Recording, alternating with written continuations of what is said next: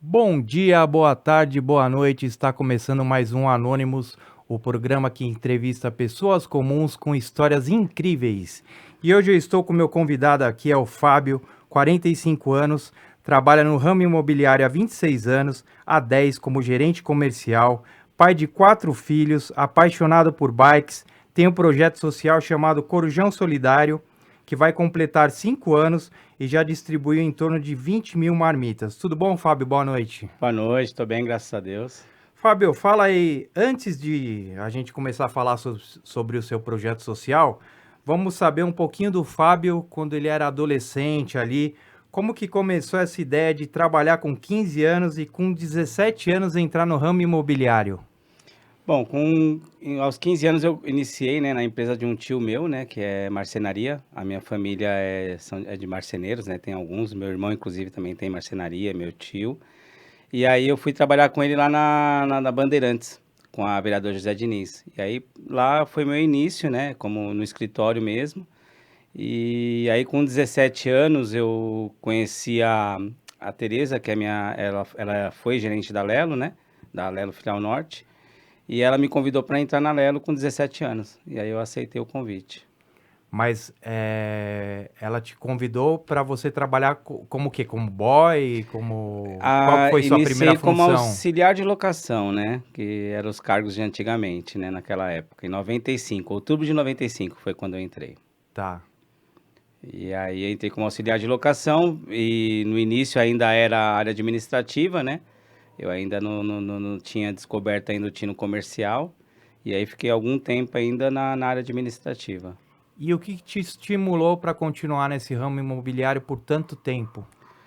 Olha, eu sempre gostei, né, de trabalhar na verdade, na empresa, né? A empresa que me chamou mais atenção e que fez eu ficar por todo esse período, né? É mais pela estabilidade, por estar próximo da minha casa, porque ficava a 5 minutos de casa. Então, acho que tudo contribuiu para poder permanecer. E qual que é o maior desafio de trabalhar no imobiliário? Olha, hoje, eu vejo como uma concorrência, né? Tanto dessas empresas que chegaram agora que são digital, né?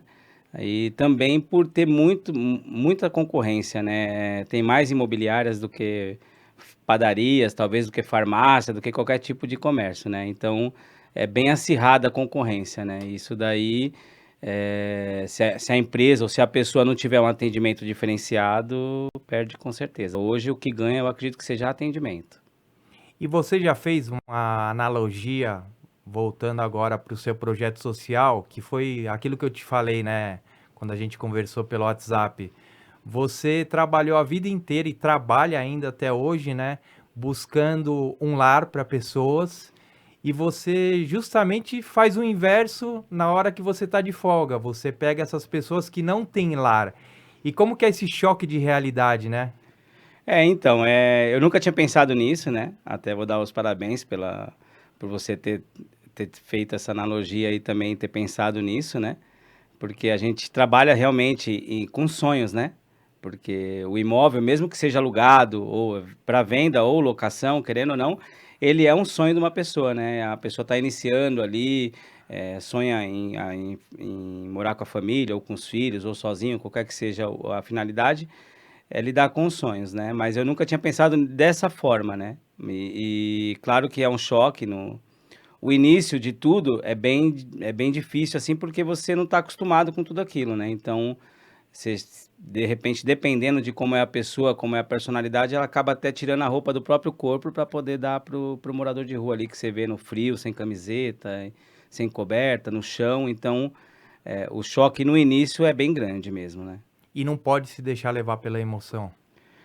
A gente acaba deixando, né? É claro que por exemplo, eu já faço esse trabalho há 9 anos, né?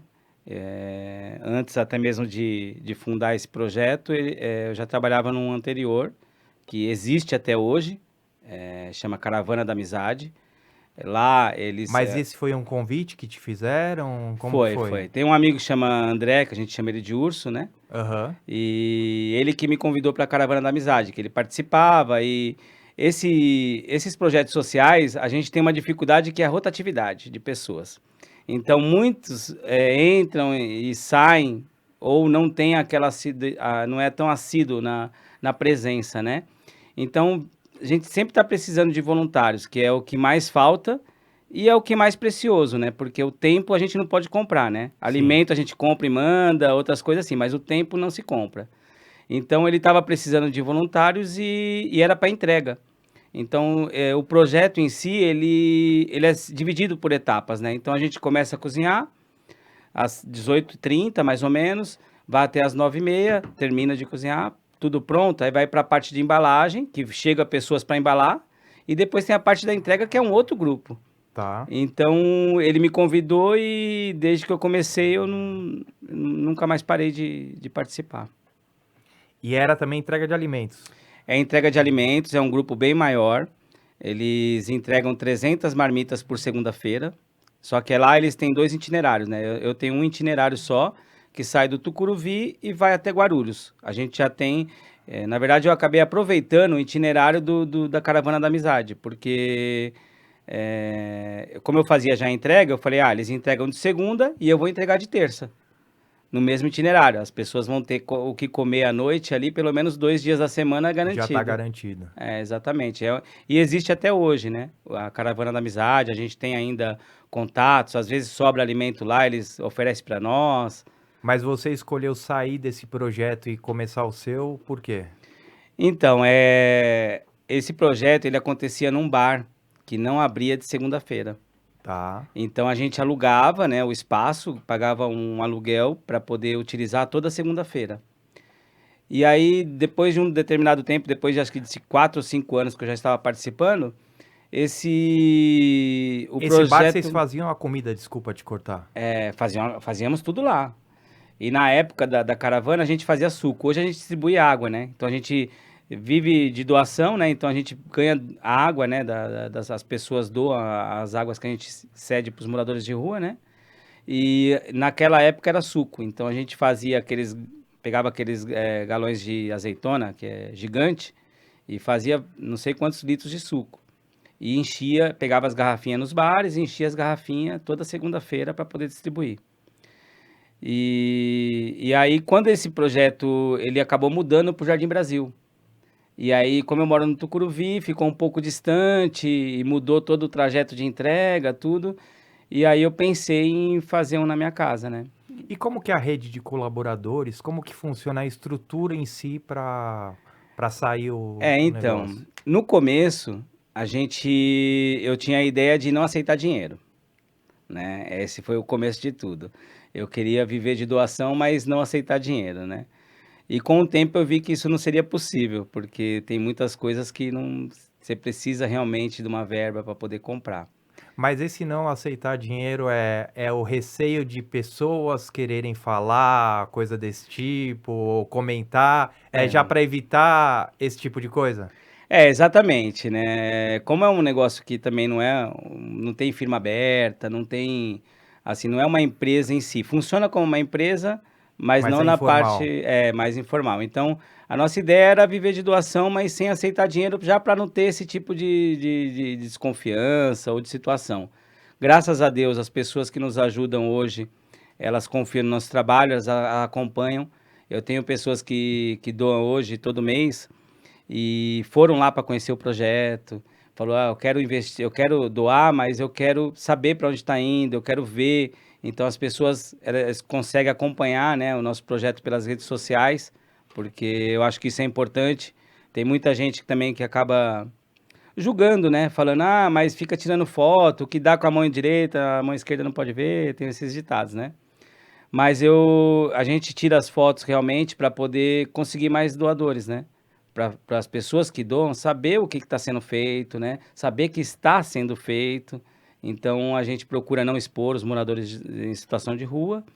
A gente pede autorização muitas vezes, pode tirar foto, e tal. Então essa divulgação é mais para poder angariar mais doadores ou fundos, né? Então, E a pessoa que doa, se ela quiser, ela chega lá, vai numa terça-feira e ela quer participar, ela pode participar? pode. Inclusive, a gente vira e mexe, a gente está pedindo, né, para voluntários irem, né, para nos ajudar, porque é o que eu te falei, o que mais falta hoje em dia é mão de obra. Então, o nosso número ideal ali para poder a gente fazer o trabalho é em torno de 6, 7 pessoas. Só que tem dias que tem terça-feira que a gente está fazendo em 3, 4. E nesses dias de terça, vocês distribuem cerca de quanto, mais ou menos? Olha, a gente distribui em torno de 100 marmitas, né? Toda terça-feira a gente não faz sopa. A gente Tá. evita também fazer macarrão. Então a gente faz realmente arroz, feijão, mistura e maionese. Geralmente, ou maionese troca pela farofa, alguma coisa E assim. vocês cozinham no dia? Cozinhamos na hora. Começamos a cozinhar às 18h30, descascar a cenoura, cortar tudo, fazer, colocar para cozinhar. Fazemos tudo na hora, fazemos tudo que a gente faz, a gente prova, a gente come também. Então a gente usa temperos, feijão, por exemplo, usa bacon, usa calabresa. A gente não poupa, a gente faz como se fosse para nós. Caramba. Essa é a verdade. E até os próprios moradores de rua já eles falam, né? Ah, de vocês é a melhor. É A gente top. espera porque a gente sabe, não é sopa, né? Não é aquela comida tipo, um arroz e uma salsicha, não. A gente faz o feijão bem temperadinho, tudo certinho. Por exemplo, ontem foi carne moída, né? Que hoje o preço da carne tá caro, mas a gente conseguiu com uma doação. Fizemos a carne moída, que ficou bem, bem gostosa. Poxa, que bacana, cara. E assim, qual foi o maior baque pra você quando você iniciou? Na primeira vez que você foi pra rua e teve que fazer a doação para as pessoas e ver as pessoas naquela situação. Qual foi seu primeiro impacto, sua primeira emoção? Olha, foi como eu te falei, né? Nos primeiros dias, né, que eu fui, eu cheguei a dar umas 2 blusas que eu tinha no carro, porque me impactou muito a pessoa naquela situação, né? Muitas vezes, assim, eles não tomam banho, né? Então estão todos sujos, né? Às vezes só de bermuda, passando frio. E às vezes a gente até um tempo que tá razoável, a gente acha que não tá frio para nós, né? Que está dentro de casa, mas às vezes quem Sim, tá na rua, no chão, então o impacto é esse, né? Ver senhores, né? Não tem crianças na rua, né? Porque a prefeitura acaba, né, acolhendo, levando para um lar, né? ah, é verdade, criança É, não criança tem. não tem. Tem mulheres. Mas nem com as Não, mães, não, nada? não. Criança Ah, é? em situação de rua, não. Tem algumas, assim, que enquanto a prefeitura não descobre os assistentes sociais, né? Acaba ficando numa barraca, dentro de algum terreno e tal. Mas em situação de rua mesmo, não tem. A gente encontra mulheres grávidas, a gente encontra senhores, entendeu? De às vezes 70 anos ali numa situação bem degradante. Entendi. E as histórias que as pessoas contam, assim, quando você está entregando lá o alimento e tal, elas vêm conversar, elas contam histórias, como Então, que uma é isso boa daí? parte sim, né? Tem É, gente que já negou a comida e joga a comida várias e... vezes.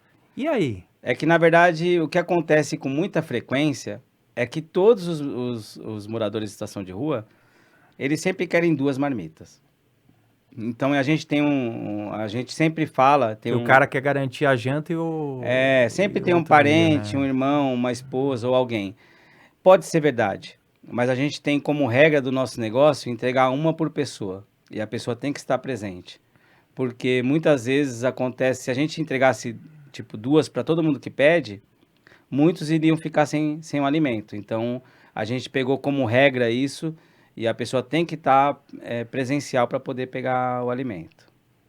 Entendi. E uma coisa legal que eu vi também que vocês fazem é que vocês cuidam dos pets também. Como que vê essa história de ajudar também os pets? Porque eu acho que os pets é o mais problemático, né? Que ele não pode falar e tá sozinho, tá solto lá na rua, e aí?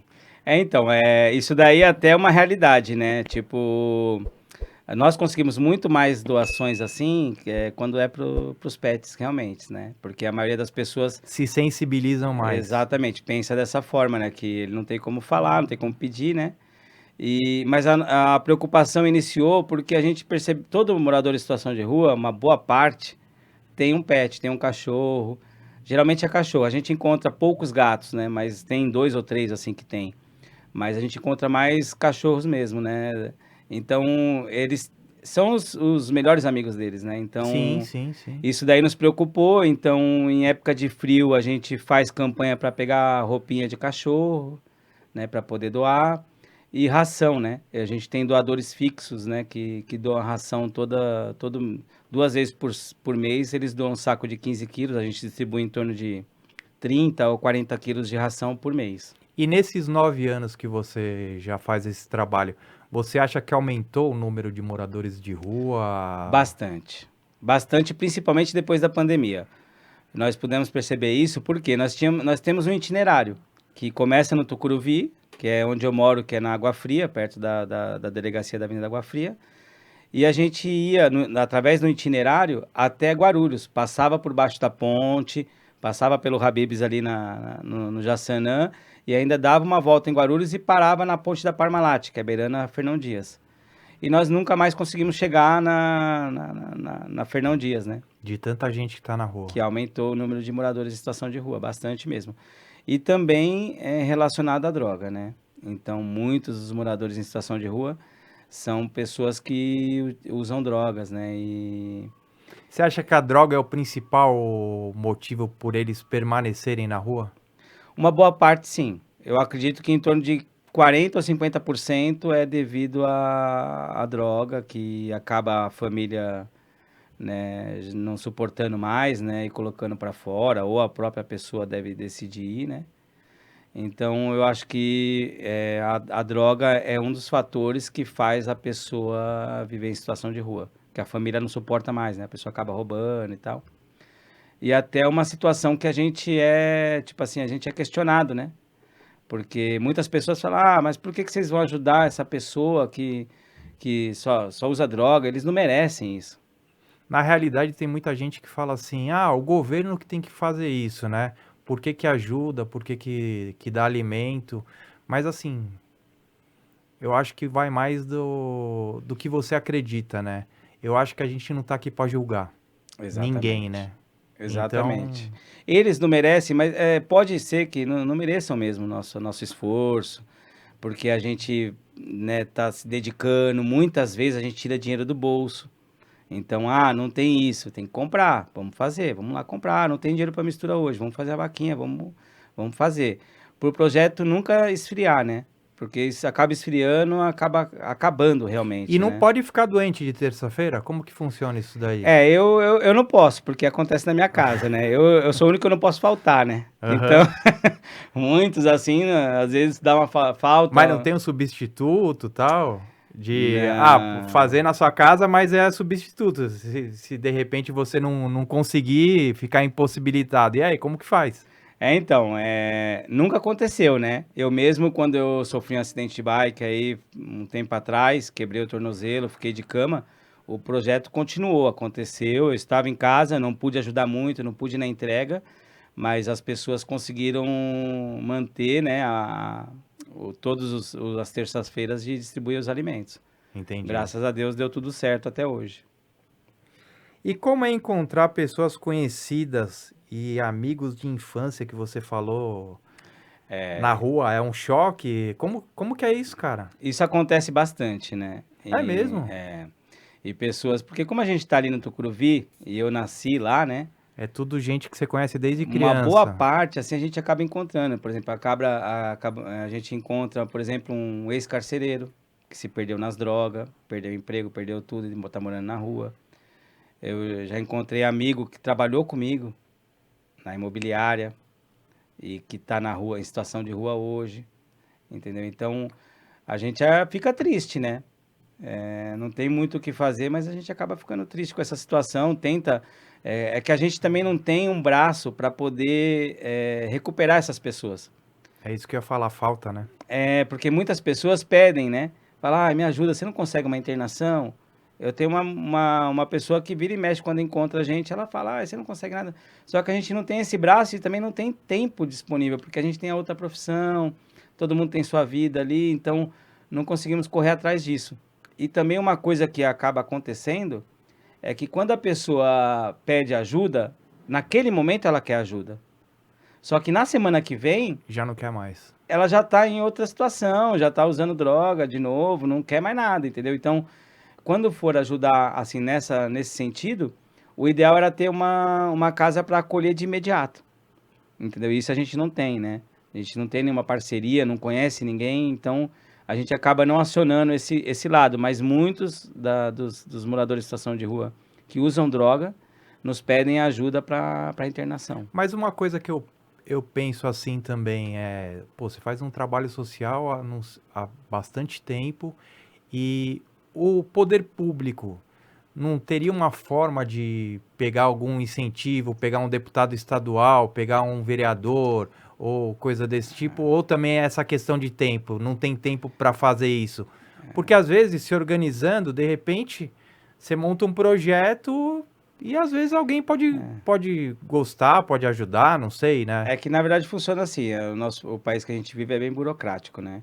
Aham. Então, para eu poder ter algo do governo, eu teria que abrir uma empresa realmente, abrir uma ONG, eh, e aí eu passaria até por controles, né, de qualidade, porque eu estou servindo alimento.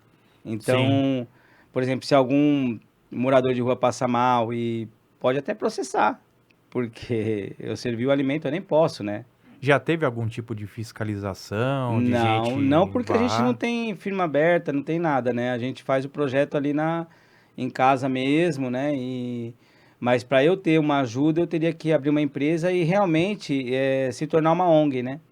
Mas Entendi. aí eu teria que passar por várias situações, né? Até como se fosse um restaurante, né? Então a gente acredita que não vale a pena, né? Nesse sentido. Mas a sua ideia é crescer com o projeto. É o que acontece. A ideia seria sim crescer, até mesmo como a caravana da amizade que eles fazem lá, né? Eles distribuem 300 marmitas, né? É bastante gente, mas lá tem um público de 20, 30 pessoas, entendeu? E geralmente são pessoas mais comprometidas, são pessoas de mais idade. Nós não, nós somos um grupo de jovens, né? Jovens entre aspas, né? 45 anos não é Sim, tão sim, é. mas Já a tô ficando gente, tiozão a já. gente é mais jovem e tal, então as pessoas viajam, tem algumas coisas de terça-feira, então não é todo mundo que vai toda terça, entendeu? Então isso dificulta a gente crescer também, porque além do alimento que a gente prepara, tem a logística de antes disso, né? Então tem que buscar mistura, as coisas que faltam, que acaba acontecendo acaba sobrando para mim, na verdade, né? Eu acabo tendo que buscar os alimentos, a gente tem ajuda, eu, por exemplo, peço ajuda para as pessoas que participam também. Ah, quem pode buscar não sei o quê? Quem pode fazer isso? Tem que buscar água, então a gente não recebe doação grande. Então, às Já vezes, tentou parceria em algum mercado? nós temos algumas coisas assim que nos ajudam no sentido, por exemplo, o açougue, ele dá um desconto na mistura, que eu falei do projeto, ele faz meio que custo. Tipo, a água, nós achamos um lugar que vende água um pouco mais barato. Então, a gente vai trabalhando dessa forma, né? Para poder fazer toda essa logística para a coisa acontecer, né? E a religião é algo que você comentou, né? Que você também passou por várias religiões. Você acha que a religião é quem dá mais assistencialismo a essas pessoas na situação de rua? Olha, eu Independente da acredito sigla, que né? não, né? Eu acredito que não. Eu acho que muitas das religiões, né? Eles levam muito só a palavra, né? Que não deixa de ser importante. A palavra é muito importante. Mas só que tem a ação, né? Então, a ação talvez seja até mais importante do que a palavra, porque você está ajudando realmente a pessoa ali. A palavra é importante? É, claro, não vou negar que não. Mas só que, por exemplo, o espiritismo eles ajudam bastante. Então, tem uns amigos do bem, Sim. que eu tenho uma amiga que Ajuda no participa, Nordeste, né? eles ajudam Tal. bastante. A igreja evangélica, eles levam muito a palavra, mas a ação, são poucas as igrejas que têm essa ação, né, de ajudar os mais necessitados, né? E as que tem não é tão assídua, né? É claro que a gente não tem como a gente fazer todos os dias, mas, por exemplo, a gente faz uma vez por semana. Tem igrejas que faz uma vez por mês, uma a cada 6 meses, então é muito distante, né? Eu acredito que falta realmente a ação, né? Para essas igrejas que têm muito mais recursos, né? Essas grandes, né? Porque eles acabam só pedindo, né? Na verdade, né? Sim, e igreja não paga imposto também, né? Exatamente. É livre de imposto, livre de um monte de coisa e recebe bastante. Tem várias igrejas ricas, né? A gente sabe aí que só pedem dinheiro, né? Na verdade, né? Acaba não, pelo menos se fazem, não demonstram, né? Que a gente acaba não vendo. É verdade. Cara, agora eu vou. Ah, não, antes disso, eu queria saber uma história engraçada e uma história mais comovente que você teve nesse tempo aí de rua. Olha, comovente, a gente pode falar que a gente tem um morador em situação de rua que faleceu agora faz 2, 3 meses, que é o seu Pedro Sena. E ele era um dos mais queridos nossos, assim, né? Então a gente sempre, quando chegava onde ele ficava, que ele ficava numa Travessa da Luiz Stamates, a gente ficava lá. Ele é músico, né? Então ele tem algumas letras que estão registradas e tudo. Então a gente fazia a festa lá onde o seu Pedro ficava, né? Então ele era um morador que ele pintava fazia algumas pinturas, tinha as letras do samba dele, a gente conversava bastante, conhecemos ele muito bem, então sabia da história dele, de onde ele veio, se tinha filho, se não tinha, como que E era. as pessoas que ficam na rua, elas são tristes ou elas são assim, pela situação, ou tem pessoas que também são felizes mesmo assim, independente da situação, da condição? Então, eu acredito que sim, tem bastante pessoas, né? É que a maioria usa alguma coisa, né?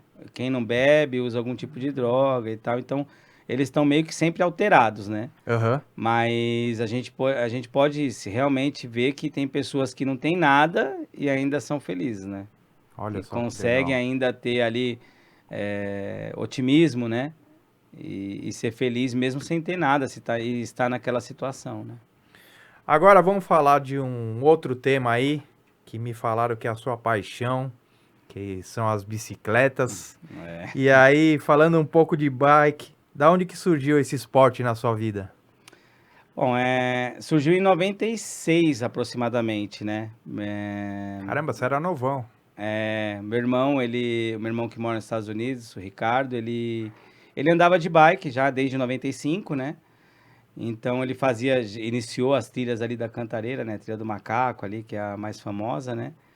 E aí fui meio que no embalo dele ali para poder também andar de bike, né? E é ali que começou também a paixão por bike. Naquela época não tinha carro, né? Então dependia de carona, então tinha que pegar carona, pedir carona para Mas não subir dava a pra ir serra. pedalando? A serra não dá. Não dá? A serra é bem pesada, né? Para Ah, subir, entendi. por exemplo, pro esporte que eu faço, né? Tá. Que eu pratico o downhill. O downhill é descida de montanhas, né? Nossa. Então, tem pessoas que têm bike de XC, que é um outro esporte, que é aqueles que aí sobe de boa, entendeu? Tem a bike preparada para subidas e E para é super caro essas bikes, né? as bikes são caras. Hoje, com os impostos que o Brasil tem, né, as bikes são bem caras. Então tem bike, por exemplo, a bike top assim que hoje a gente usa, que é a Specialized Demo, é uma bike que é referência. Hoje você vai comprar na loja em torno de 70 mil. Caraca. E tem seguro de bike? Tem, a Porto Seguro acho que faz, se eu não me engano. Mas nem poucas pessoas fazem seguro de bike, né? É que essas bikes, elas não são de andar na rua, né? A gente vê muito roubo de bike, mas geralmente são bikes também caras. Por exemplo, essas bikes que andam na rua, tem bike de 100 mil, bike de 150 mil. Mas são bikes, essas daí o risco é maior, porque você está na rua, você está exposto. O esporte que eu pratico é dentro do mato. Então acaba não tendo tanto risco assim de roubo. Mas e no deslocamento? Aí vai dentro do carro ou em cima, né? Então aí é mais sossegado. Os caras roubam mesmo quando tá andando, né? Ah, Mas entendi. além do downhill também eu faço também algumas cicloviagens, né? Então eu já fiz algumas cicloviagens. Entre elas eu fiz uma que foi para Aparecida, mas não pela estrada, por dentro do mato ali, saindo de Mariporã, Bragança Paulista, Extrema, Monteiro E você vai Lobato, tudo por dentro do mato? tudo por dentro do mato. Deu Caraca, mano. 255 km com altimetria de 4.000 metros. Aí essa daí foi a mais longa, que foi mais sofrida, né? Nós fizemos um grupo de 25 pessoas E aí nós dividimos por dia, né? Porque não dá para fazer tudo em um dia, né? Não, com certeza. E foi a mais dura mesmo, que quando a gente chegou em Aparecida lá, as pernas já não aguentavam mais, já tava bem complicado. Pegamos 2 dias de chuva também, Caramba. E se mas estoura um pneu, fura um pneu, então, tal? vai com uma van, né? Então tem uma van de apoio que vai com alguns tipos de alimentos que é bom para bike, tipo castanha, amendoim, algumas coisas para dar energia, água e as outras coisas. E para quem desiste, né? Porque tem pessoas que não acaba não conseguindo, desiste e já fica dentro da van, né? Mas assim, eu comecei agora a andar downhill. Eu não conheço ninguém. Como que eu faço? O melhor lugar para andar é na Cantareira. A Cantareira, ela tem muitas trilhas, né? E por ela ficar mais próxima, aqui em São Paulo, tem várias cidades que tem pistas, né? De downhill. Tem, por exemplo, Serra Negra, São Roque. São Roque é onde acontece um dos campeonatos mais importantes. Na Cantareira tem a trilha do Saracura, que ela participa do brasileiro. Então, é uma Ah, tem trilha. campeonato oficial brasileiro. Tem campeonato. Tem a UCI, né, que é das bikes, né, que organiza tudo. E tem o ranking, né? Então, tem tanto o estadual quanto tem o brasileiro, né? Mas você só pratica amador. Sim, eu participo só de alguns campeonatos que são os regionais da Cantareira, né? Que tem um que chama T-Rex, que ele acontece todo ano e não é numa determinada data, ele vai de 1 a 30 de abril. E no dia 1º de maio é a premiação, que é no feriado. E esse daí você vai no seu tempo. Você pode andar 8 horas da manhã, 10, pode andar o mês inteiro, pode andar 3 vezes por dia. E aí o melhor tempo ganha, entendeu? Ah, tá, Então esse entendi. daí é um campeonato que eu gosto de participar, porque não tem tanta pressão, né? Porque esse esporte que a gente pratica, ele, pelo menos eu, né? Eu iria me cobrar bastante para tentar chegar na frente e é aí que acontecem os acidentes, né? Então eu já tive costelas quebradas dos dois lados, tornozelo, tenho parafuso, já quebrei vários ossos, né? Mas você Então, tem equipamento de segurança quando sim, você mesmo com anda? equipamento. Caramba, cara. Capacete full face, colete, joelheira, anda com tudo. E mesmo assim é um pouco perigoso ainda, né? E tem muita diferença de uma bike que anda na rua para andar numa de trilha? Sim, muito. A de trilha ela é preparada para saltos, né? Então você, por exemplo, tem rampas que a gente salta que tem 10 metros de distância da saída até a recepção. Então a bike ela tá preparada para também não quebrar, né? Porque você vai com uma de rua, na primeira trilha ela já quebra alguma coisa, né? Essas daí já é preparada para o impacto mesmo. Mas é 10 metros de extensão, mas e a altura também? Você tem rampa de altura também? Sim, também, tem bastante.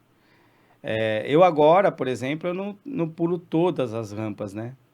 Eu dei uma segurada, já pulei todas, mas eu dei uma segurada também porque a gente não pode se quebrar, né?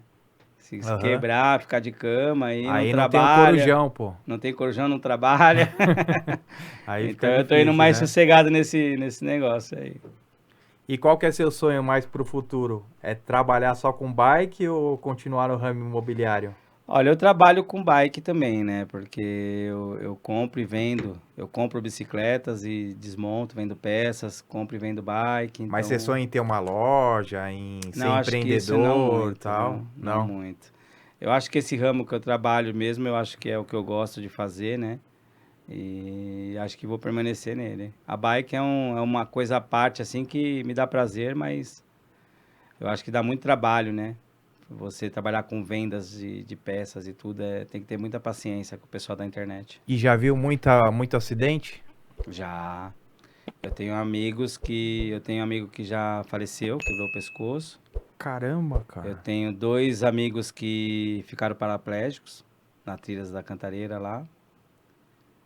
Então é bem perigoso e por isso que tem que se tomar bastante cuidado mesmo. Não dá pra ir. Mas ir sozinho não rola, então.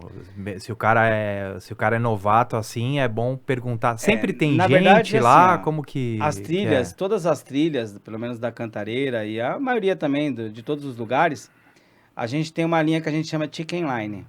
Então, a pessoa não precisa pular todas as rampas. Ele sempre vai ter uma alternativa para ir pelo lado. Então, tem muitas pessoas que vão só pedalar, que não pulam nenhuma rampa. E aí o risco é zero. entendeu? Porque você não vai estar se arriscando pulando nada. Você vai pedalar, vai fazer seu esporte, vai até a cachoeira, tomar um banho de cachoeira, vai lá ver o visual da Serra da Cantareira, ver o pôr do sol, ver as coisas, e não precisa se arriscar. Então, dá para você praticar o esporte sem se arriscar, vai de acordo com a sua evolução, né? Entendi. Então, eu acho que é importante também a gente saber, né, o nosso potencial e o nosso limite, né? Mas aí você vai, por exemplo, você tá chegando lá na Cantareira, você vai lá no alto e você vai até lá embaixo. E aí depois para subir de novo. Então, nesse nosso esporte, que é o downhill, as bikes não são preparadas para subida, porque elas são pesadas e tal. Aí é o carro de apoio que leva. Aí tem um resgateiro lá, né, que a gente paga R$ 20 e aí ele sobe a gente de novo se a gente quiser descer outra trilha ou para pegar o carro, né? E fora aqui São Paulo, tal, as outras cidades, que outros lugares que são bacanas no Brasil para andar com Olha, eu isso? já andei em Serra Negra, que eu gostei bastante. Lá em Serra Negra tem o teleférico, né? Uhum. Então, você paga uma diária por dia e você pode descer a trilha 10. Por exemplo, o dia que eu fui, eu desci a trilha 14 vezes. Caramba, cara. Então, no Serra Negra. E lá tem várias linhas, né? É perigosa também. Tem o Asa Race, que é em Santos, que é do meu amigo Minhoca, que inclusive já foi campeão de skate e tudo. Ele que cuida lá dessa trilha. E lá também tem teleférico. Então, você pega, sobe de teleférico, paga uma taxa, acho que dá para subir 4 vezes, e aí desce a trilha. É uma trilha também nível médio para profissional, né? Tem, por exemplo, Mobai, que é um dos parques mais bonitos que tem, o mais preparado, que é pista realmente. Porque muitos são trilhas, né? Por Aham. exemplo, Asa Race, que é em Santos, é trilha. Serra Negra é uma trilha, não é uma pista. O Mobai já é uma pista. Mas, por exemplo, tem também estalagem tornador. Essa estalagem tornador é onde tem várias árvores e tem várias linhas para descida, né? Lá também tem que ir com resgate, que é para você poder conseguir descer várias vezes. E esses caras que competem, dá para ganhar dinheiro Olha, ou você mais gasta do que ganha? esse esporte, ele não dá muita premiação, tá? Então, por exemplo, nos campeonatos estaduais, assim, não é muita premiação, não. A premiação é baixa para quem fica em primeiro, quem faz o melhor tempo. É mais por amor ao esporte mesmo. Porque para ganhar, é claro que tem alguns que são patrocinados, né? Gabriel Giovannini, por exemplo, ele é patrocinado por algumas empresas, então ele talvez consiga viver de bike, né? Aham. Mas quem é atleta mesmo amador, o patrocínio é bem baixo. Já pensou em andar de moto com trilha também? Eu já andei, né? Mas é mais caro do que a bike, o esporte, Ah, né? é. Por Com exemplo, você tem uma certeza. ideia, para você fazer uma revisão numa bike hoje, você gasta em torno de R$ 700. E o ideal seria fazer, dependendo, por exemplo, suspensão dianteira, tem que fazer a cada 40 horas. 60 horas tem que fazer uma revisão. Andou 60 horas de bike, você tem que mandar lá. Aí é Entendi. R$ 480 para fazer uma revisão na suspensão. Caramba, Aí o cara. choque, que é a suspensão traseira, é mais 280. Desmontar a bike, limpar os rolamentos, lubrificar, já é mais uns 300, 400 pau. Você gasta R$ 1.000 em cada revisão. E se fosse de moto, você ia gastar Muito mais. Fora o 10 mil aí. transporte, que você tem que ter uma carretinha, tem que ter tudo. Mas também as trilhas de moto tem também nos mesmos lugares na Cantareira, né? Não são as mesmas, né? Tipo, Aquela trilha das torres lá que o pessoal costuma falar, essa tal. daí tá inativa, né? Ah, tá inativa? É que na Cantareira, ela é dividida por Quer mais dois... uma, Fabio? Quero, por favor. Na Cantareira, ela é separada por duas partes, né? A gente chama lado A e lado B, né? O lado B que é das motos e dos jipes. Que é Pinheirinho, a Pedra Rachada, que também... Esse Pinheirinho tem um amigo nosso que se machucou também aí, foi o lá que É. trabalhava com a gente, acho que foi no Pinheirinho, não foi, Pedro? Acho que foi. Não me recordo. Então, Pinheirinho ele é de jipe, de moto, né? E lá na Serra hoje tá bem acessível, né? Por exemplo, eu tenho um amigo lá que é o meu xará, o Fábio Kaftan. Ele abriu um negócio para aluguel de motos de trilha.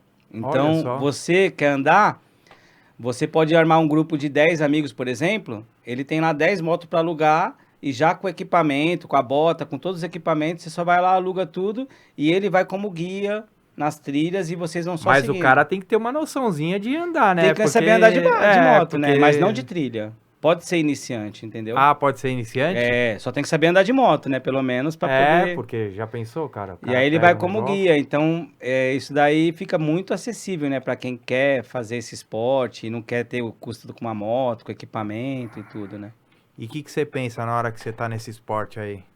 Você esquece a cabeça Olha, de é tudo, uma mas você válvula. tem que ficar meio que preocupado com tudo, né, cara? Porque você tá descendo uma montanha, um morro, sei lá. Exatamente. Ultimamente eu tô um pouco mais devagar, né? Porque eu tenho ido muito com meu filho. Meu filho eu coloquei no esporte, agora ele tem 10 anos, né? Gustavo. E aí eu coloquei ele no esporte, ele tá gostando muito, assim, ele ama bike, né? Ama mais do que futebol. Então, ele me cobra bastante, que nesse domingo eu tava meio assim, falei, filha, não sei se vamos, choveu muito. Ele, não, vamos, Fica aquele acabamos aí. barrão, né, Então eu não tal. tô pulando muito, assim, né? Eu tô indo mais pra pedalar ele, pra desenvolver ele também, né? Porque ele tá começando ainda, tem muitas coisas que ele tem medo, e aí eu tenho que passar as instruções, então tá um pouco mais devagar, né? Assim, né? Pra mim, assim, eu tô numa fase, né? Agora mais dedicada ao meu filho mesmo, nas trilhas. E falando em filho aí, Fabio, você tem 4 filhos, né? E você contou a história aí que você teve uma perda aí da sua filha com 10 anos de AVC, né, cara? Eu tenho 2 filhos, eu penso assim, puta, como que é para um pai perder um filho tão novo de uma coisa tão ruim, né, cara? Não sei. O que mudou na sua cabeça, na sua vida depois dessa perda? E aí, fazendo outra analogia, será que também essa ajuda, essas coisas, não colaborou também para que anos depois você viesse para ajudar as pessoas e pensar nas pessoas e ser mais amoroso, mais carinhoso? Não sei. Eu acho que muda, o que acontece, né? Em 2011, né, minha filha da noite pro dia, assim, teve um AVC repentino, não tinha nenhum sinal, não apresentou nenhum problema até os 10 anos, né? E esse AVC deu a morte cerebral, né? Mas foi assim do nada. Do nada, do nada. Começou a vomitar, levei pro hospital, quando foi ver teve um AVC, mas como vazou bastante sangue no cérebro, o organismo não reagiu para poder absorver, né? Aham. E aí com isso deu a morte cerebral. E foi muito difícil porque também a gente, quando dá a morte cerebral, ainda demora 3 dias para constatar, né? Porque vem uma pessoa do hospital das clínicas, não é do mesmo hospital que faz os testes, né? E os testes são feitos por 2 ou 3 dias. Então, a gente fica ali naquela dúvida, né? Porque os médicos, quando constatam a morte cerebral, eles dão a opção de você doar os órgãos, né? E você tem 2 opções, né? Doar ou não, mas a questão, se você não doar, você fica naquela dúvida, até onde vai minha fé, né? Sim. Porque, eu vou doar os órgãos, porque vai tirar os órgãos dela ainda viva, né? Mas se eu não doar, a probabilidade muito maior, que é o que os médicos falam, né? É de os órgãos ir falecendo aos poucos, né? E aí você não doa, não ajuda a outras pessoas, e às vezes por motivo de fé, né? Mas como assim, até falando de Deus mesmo, né? Deus, ele prepara tudo, né? Então, por exemplo, quando a gente foi tirar o RG da minha filha um pouco antes dela falecer, nós explicamos para ela, ó, tem doador de órgãos e não doador de órgãos. Aí ela, na inocência dela, falou, não, eu quero ser doadora de órgãos, eu quero ajudar uma criança. Putz, olha só. Então, quando isso aconteceu, a resposta já estava na nossa cabeça, né? Aí eu falei com a mãe da minha filha, que é minha ex-esposa, né? Eu não sou casado mais. Aham. Falei com ela, falei, ó, tem a opção de doar os órgãos, né? E aí ela concordou e nós decidimos, porque já foi uma decisão da minha própria filha que falou isso, né? Que falou que queria ajudar uma criança. Aí eu falei, pô, a resposta tá aí. Deus preparou tudo isso, então vamos seguir com isso, né? Aí eu só não doei as córneas e tecido. O resto nós doamos aí, acredito que deve estar em alguma criança, o coração dela batendo, alguns órgãos aí. Olha que bacana. Mas foi a decisão mais difícil, né? Porque ou Nossa, você imagino, se cara. torna egoísta, né? Fala, não, eu vou até o final com a minha fé, ou você ajuda as pessoas, né? E isso daí muda realmente, porque às vezes a gente na correria da vida, a gente não fala muito eu te amo, não demonstra tanto amor, né? E aí bate aquele arrependimento, né? Será que eu deveria ter falado mais? Será que eu Não, exatamente, você deveria? muda, né? É Aham. outra pessoa realmente. Eu acredito que é a maior dor que um ser humano pode passar, né? Não, Eu eu imagino, acredito. cara. E com os outros filhos hoje, você se policia pra ser cada vez mais amoroso, pra Ah, não sim. esquecer de... Não, com certeza, né? A gente procura mais, né? Muda, né? Então procura mais falar eu te amo, né? Demonstrar, né? Que o amor, né? Não só falar, né? E nessa época você já tinha uma religiosidade ou você era Eu era mais... evangélico. Ah, você era evangélico. Eu era evangélico e assíduo, né? Tipo assim, tudo que eu faço eu procuro não ser morno. Ou é ou não é. Então, quando eu fui ser testemunha de Jeová, eu estudei 1 ano e meio. Com a minha madrinha, que eu morei na casa dela, tudo em Osasco. Então E eu. testemunha é a mais rígida que tem, né? Na área evangélica, meu Deus, Exatamente. cara, Então eu estudei 1 ano e meio, estudei o livro vermelho que tem lá, Poderá Viver no tal. E quando minha filha faleceu, eu era evangélico, né? Tanto que quando constatou, eu saí do hospital, fui até a igreja, a Plenitude de Deus, que é de um amigo meu, o bispo Jackson, né? É amigo meu também até hoje. E fui lá, procurar respostas e tal, mas aí, quando ela faleceu, eu acabei meio que afastando do evangélico, né? E fui pro espiritismo. Buscar respostas, né? A gente acaba meio que querendo ir, então eu fui durante 2 anos, né? Fui no Perseverança, que é no Tatuapé, sim, que é sim. gigante. Aqui do lado. Procurar, tipo, uma carta psicografada, né? Receber, né? E recebi uma carta de um espírito amigo, né? Que falou que ela foi recebida pelo meu pai. Meu pai é falecido desde 85. Que ela foi recebida pelo meu pai, que no momento ele não podia falar ainda, tal. Mas aí ficou por isso mesmo e Na eu. realidade, você não acha que você acabou virando espírita mais pra tentar encontrar respostas Sim, ou, com né? certeza. E fui, ia toda quarta-feira lá no Perseverança, né? Então é que nem eu te falei, quando eu entro em alguma coisa, eu entro pra poder fazer realmente, pra me dedicar. Então, tudo que eu começo a fazer, eu vou até o final realmente, E né? hoje você é religioso? Não, hoje Ou não. você gosta mais da religiosidade? Eu acredito que sim, né? Eu tenho minha intimidade com Deus, né? Então, tipo, eu faço minhas orações, ajoelho pra fazer minha oração, porque tem até um estudo que diz que quando você ajoelha, você. Tem um estudo aí que eles falam, né? Que é melhor, né? Que o cérebro muda quando você se ajoelha. Fizeram um estudo aí, né? Então, eu ajoelho, tenho minha intimidade com Deus, converso, ele me dá respostas, mesmo eu não indo na igreja, mesmo algumas situações assim. Mas eu procuro hoje não prejudicar ninguém. Então, eu acho que isso é o primordial, né? Você não compactuar com coisas erradas, né? E procurar ajudar sempre que puder, né? Uma das formas é através do Corujão, né? Mas às vezes você consegue ajudar outras pessoas também, né? Às vezes até um pensamento positivo você já ajuda uma pessoa, né? Sim, sim. Então eu procuro só dessa forma, mas não estou frequentando nenhum lugar, não. Tipo assim, eu só vivo dessa forma mesmo, tendo minha intimidade e procurando ajudar, né? Que eu acho que é importante. Hoje o papo tá muito bom aqui com o Fábio, gente. Eu vou aproveitar para faturar um pouquinho. Anônimos que quiserem adquirir as camisetas, ó. A gente tem a camiseta aqui. Pessoas comuns, histórias incríveis. Temos os bonés, as canecas e os copos, né? Não esqueça de seguir a gente no nosso Instagram, no YouTube também. Fábio, esse papo foi muito interessante, gostei pra caramba, agradeço pela sua presença, tá? Muito obrigado por hoje e foi muito esclarecedor. Agora uma última mensagem, uma última pergunta que eu faço para você.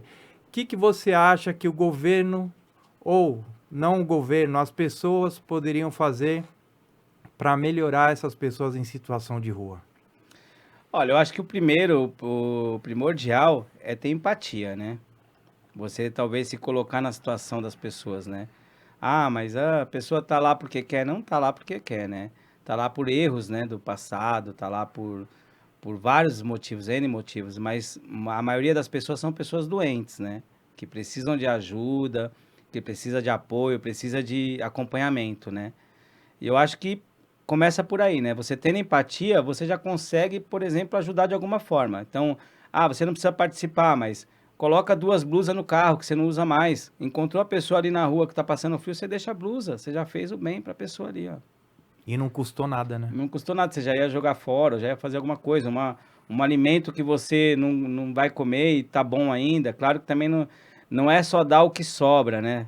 Aham. Tem que Sim, dar o sim. que nos custa também, né? Então, eu acho que a empatia é o segredo para você poder ajudar e não julgar, né? Porque o julgamento cabe a Deus, né? A gente tá aqui para seguir, né? E ajudar o próximo, né? Que foi a mensagem, né? Que Deus nos deixou, né? Ajudar o próximo como se fosse a ti mesmo, né? E eu queria fazer Amar, né? e eu queria fazer um desafio pra você.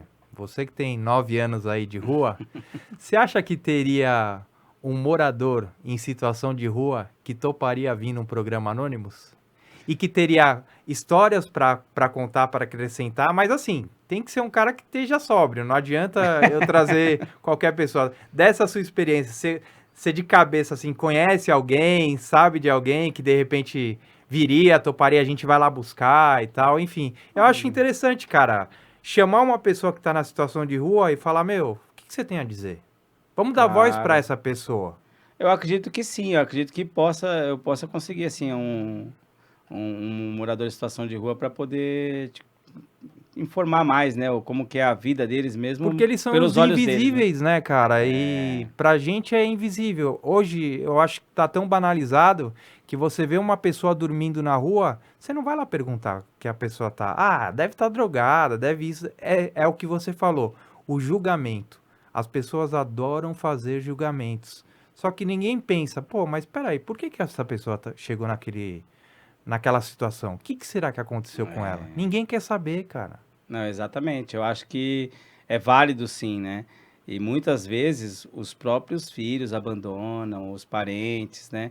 É bem complicado, né? Mas eu quero deixar até uma mensagem que é até bíblico, né? Provérbios, né? 19:17. Que quem dá aos pobres, empresta a Deus. E que vai pagar com juros largamente vantajosos. Com certeza. Então, eu acho que tem que olhar por essa ótica, né? Muitos moradores de rua jogam a nossa marmita no chão e tal, mas é o momento que ele tá passando, não somos nós Você não nem fica podemos... bravo quando o cara faz isso? Não, a gente fica chateado, né? Porque a gente faz tanto carinho. Eu imagino, né, Mas a cara? gente não pode brigar com ele porque ele que tá doente, né? Não somos nós, né? Sim, sim. Então é mais, essa é a mensagem, né? Entendi. Fabio, só tenho a te agradecer aí, muito obrigado por ter dado essa entrevista aí para o nosso podcast. Gente, continue seguindo o nosso canal no Instagram, no YouTube, e esse foi mais um Anônimos.